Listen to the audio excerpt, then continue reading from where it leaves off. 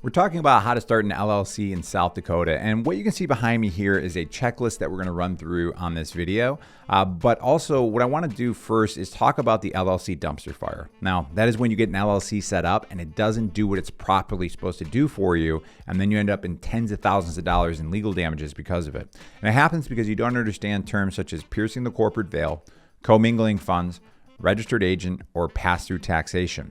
And then after LLC formation, perhaps you don't look into the LLC renewal process, or you don't look into setting up the proper business licenses and permits. To better understand all of this, what we're going to do is we're going to zoom out a little bit, and we're going to talk about what an LLC actually does, so then we can zoom in, get you set up correctly, and then you can move forward and feel confident with your LLC formation. Now, first steps, let's talk about the fact that the LLC offers two things. It's a limited liability protection and then also pass-through taxation. To explain this better, let's look at an example of owning a coffee shop without an LLC. Here we have the business owner in the center, their personal assets on the left-hand side, home, car, bank account. And on the right-hand side for the coffee shop, they have the point of sale, the business bank account, the physical location, the espresso machine, the lights. Everything is directly connected back to that business owner. And let's say it's like a sole proprietorship. This creates a lot of potential liability.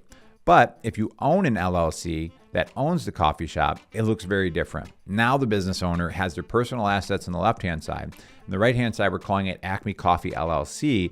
And here you can see that all those assets are now underneath that LLC. The important part is this red division in the middle. That is something called the corporate veil. Now, you probably recall at the beginning of the video, we talked about something piercing the corporate veil.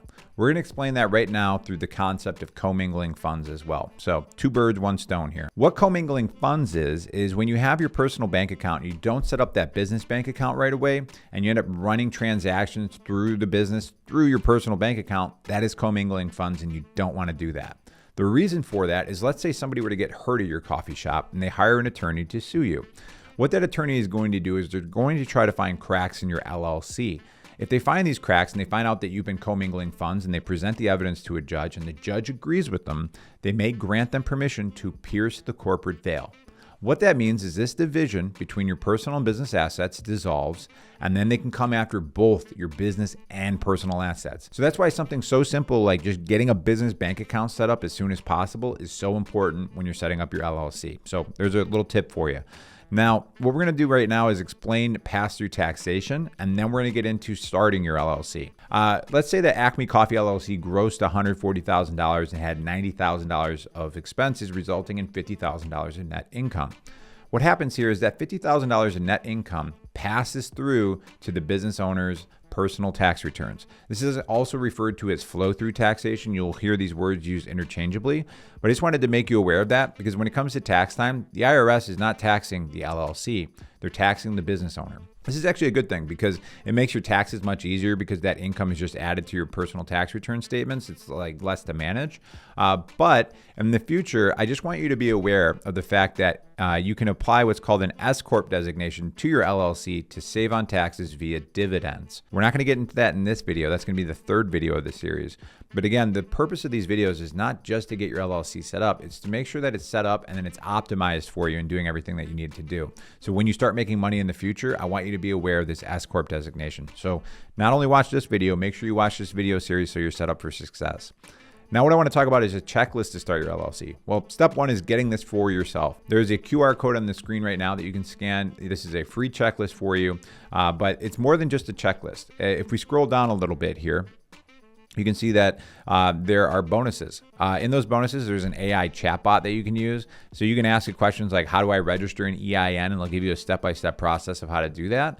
We're actually going to be covering that in this video, but you can actually brainstorm names for your LLC. You can ask it how to start an LLC in South Dakota. There's all sorts of questions you can ask this chatbot.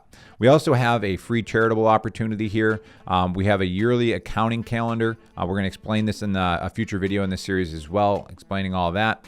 Free CPA advice, future tax savings. We're going to cover all of this. So in this video series, we're going through this entire document. I would say the glossary of terms, make sure you watch this video. It's about 4 minutes long. It could save you $200 because it's a common LLC scam that you're going to get after you get formed. But I just wanted to make you aware of all these extra bonuses for you. Now, we need to decide which route to go. Do you go through the state website? Do you go through these online legal tools? There's like 20 of them out there at this point. Or do you go through a business attorney? For the sake of this video, we're going to go through the state website. And in the next video, we're going to deep dive on this topic because I've seen people overpay by like $1,500 when they go through the wrong tool. So the next video, we're going to deep dive. But for now, let's just go through the state website. We have to decide on a business name for your LLC. Well, what do you call it? Well, the important thing here is that the name is unique, all right? You have to have a unique name, but as far as the name itself, like you could have Acme Coffee LLC, which is a terrible name for a coffee shop, but underneath that, you can have something called a DBA, which is a doing business as. Sometimes it's referred to as a fictitious name. What that'll allow you to do is to have a brand name such as like Espresso Yourself Cafe be the brand name that people recognize while the LLC is a different name. So there's not a lot of pressure to have like the perfect LLC name, but once you have one picked out, you can go to the state directory link here. And then we scroll down and we're going to look for South Dakota. And this is where you have a business name search. So let's say I did Rushmore. I'm just curious what shows up here, if anything. So when you do a search of this, there's a lot of different names with Rushmore in it, which makes a lot of sense. All right. So there's a good chance that that name's going to be taken. But when I just kind of do this on the keyboard and I do a search now, what we're looking for is a result that looks just like this. It says no records found. So that's what you want to see when you're looking for a name with a LLC in the state of South Dakota. So now that you have a unique name, hypothetically, I hope you don't name it this, that's a little lazy. What you'll do is you get your LLC set up. There is a half step that you can do, which is registering your LLC. What that is it's kind of like buying a domain name. You don't really have a website, you just own that domain name. You can register the name, but it doesn't mean that you actually own the LLC. What you have to do is write the articles of organization and file those with the state. Why don't we go to the state directory link? This is a different one. The articles of organization are kind of spelled out in these bullet points here, but we're actually going to open this up and look at the articles right here. So first things first that jumps out at us is there's a filing fee of $165. There's no way around that filing fee. You're paying it if you go through the state website, online tools, business attorney.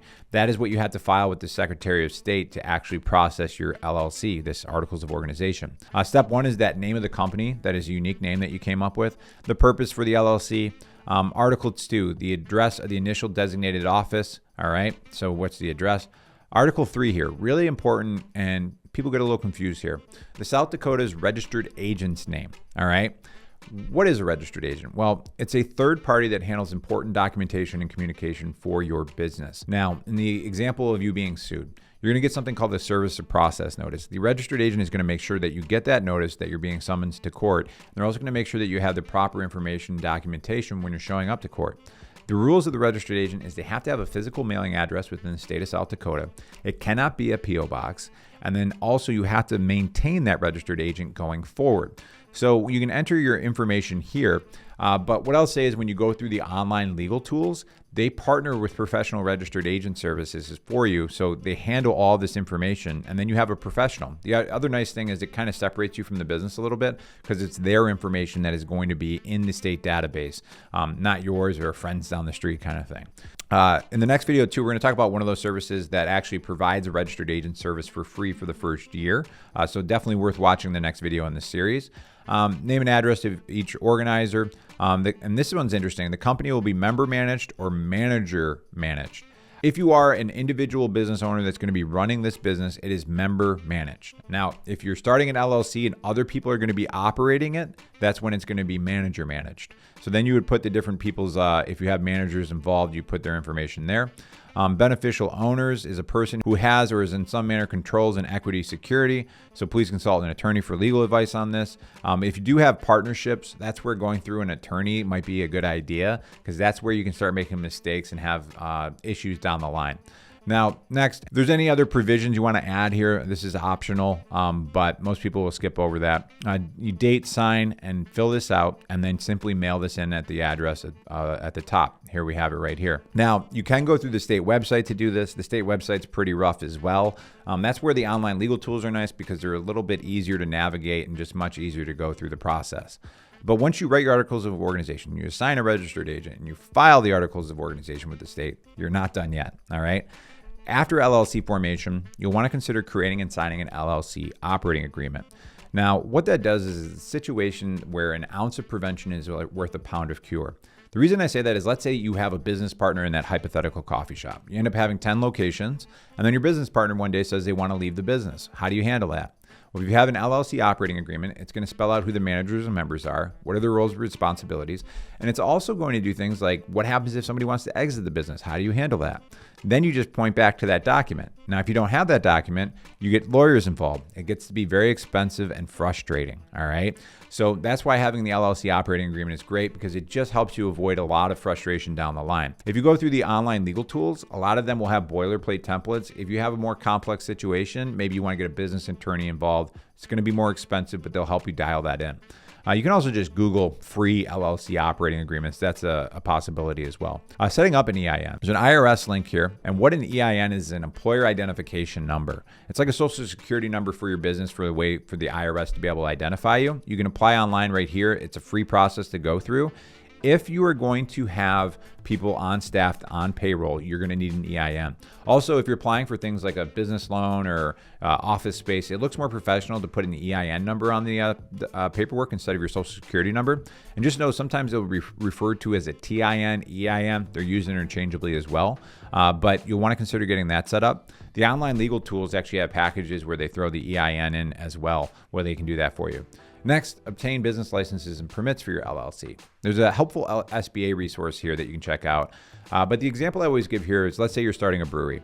You're brewing beer, you're distributing beer, and you're also serving beer on premise. All three of those things can require different licenses and permits, and they can happen on the federal level, the state level, and the local level. My recommendation is to start on the local level. Call your town hall and just say, hey, I'm starting this type of business and I'm just wondering what licenses and permits I need. They're going to forward you to their correct department. And then you can start there and ask them if there's anything on the county level. On the state level, you can just do a search of like South Dakota business licenses and permits, and then you can go through their process. And you can do the same thing on the federal level as well. Now, the online legal tools, they can actually do this research for you for an additional fee if you're a little nervous about making sure you got everything set up correctly. But just know that there's other steps beyond just getting your LLC set up. Like if you're a chiropractor, a dentist, you're starting a construction company, these are things that are going to require licenses and permits. Now, next, what we're going to talk about in the next video is we're going to compare going through the state website, online tools, or a business attorney. We're going to really deep dive on this. We're going to get into the fees associated with this. So there's actually a cost calculator on here that'll show you down to the dollar what it's going to cost you to own that LLC for 5 years. Then what we're going to get into is a star rating system here. We're going to explain this. We have why state websites can become a pain when it comes to domestic versus foreign LLCs. And then also deep diving into the questions you should be asking yourself to determine which path you should go.